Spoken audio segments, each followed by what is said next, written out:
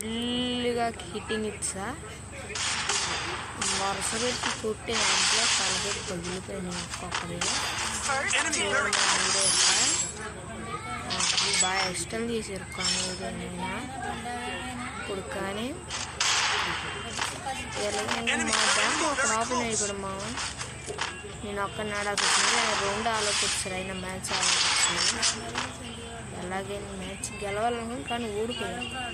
ఏం చెప్తాం bad luck మామ నా గేమ్ ప్లేలో కొంచెం చూసి చెప్పండి మామ ఈ వీడియో కంటిన్యూ మీతో కూడా ఆడితే ట్రై చేస్తా